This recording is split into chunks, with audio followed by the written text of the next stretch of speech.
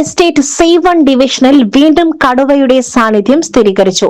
കടുവ പിടിച്ച കാട്ടുപന്നിയുടെ ജഡമാണ് ഇവിടെ കണ്ടെത്തിയത്. രാവിലെ ടാപ്പിംഗിനായി എത്തിയ തൊഴിലാളികളാണ് കാട്ടുപന്നിയുടെ ജഡം കണ്ടത്. ഉടൻ തന്നെ വിവരം വനംവകുപ്പ് അധികൃതരെ അറിയിച്ചു. ഏതാനും ദിവസങ്ങൾക്ക് മുൻപും ഇതേ സ്ഥലത്ത് വെച്ച് ടാപ്പിംഗ് തൊഴിലാളികൾ കടുവയെ കണ്ടിരുന്നു. തൊട്ടടുത്ത പാന്താമധാരി എസ്റ്റേറ്റ് ഭാഗത്തും കടുവയെ കണ്ടതിനെ തുടർന്ന് വനംവകുപ്പ് നിരീക്ഷണ ക്യാമറകൾ സ്ഥാപിച്ചിരുന്നു. കരുവാരക്കുണ്ട് C1 എസ്റ്റേറ്റിൽ ഒരു പന്നിയുടെ ജഡം കണ്ടതായിട്ട് രാവിലെ തന്നെ നമുക്ക് വിവരം കിട്ടിയിട്ടുണ്ടായിരുന്നു. അപ്പോൾ അതിൻ്റെ അടിസ്ഥാനത്തിൽ നമ്മൾ വെറ്റിനറി ഡോക്ടർ ശ്യാം ഡോക്ടറിന് വന്ന് സ്ഥലം പരിശോധിച്ചപ്പോൾ അതിന് കഴുത്തിൽ കാര്യമായ മുറിപാടുകളൊന്നും കണ്ടില്ല. അതിൻ്റെ മാംസം ഏകദേശം വയറുഭാഗം കംപ്ലീറ്റ് ആയിട്ട് ഭക്ഷിച്ച രീതിയിലാണ് കാണുന്നത്.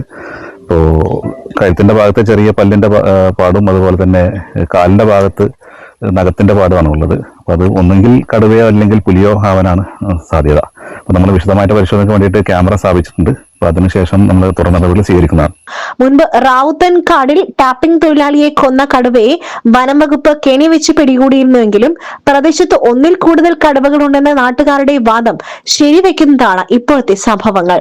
കേരള പഴങ്കടക്കൽ GUP സ്കൂളിന് തൊട്ടടുത്തായാണ് കടുവയുടെ സാന്നിധ്യം കാണപ്പെട്ടിട്ടുള്ളത് എന്നത് പ്രദേശവാസികളിൽ ഭീതി ഇരട്ടിപ്പിച്ചിട്ടുണ്ട്. കടുവ ഭീതി കാരണം തോട്ടമേഖലയിലെ തൊഴിലാളികൾക്ക് ജോലിക്കിറങ്ങുവാൻ കഴിയാത്ത അവസ്ഥയാണ്. പ്രദേശത്ത് അടിയന്തര സുരക്ഷാ നടപടികൾ സ്വീകരിക്കണമെന്ന് നാട്ടുകാർ ആവശ്യപ്പെട്ടു.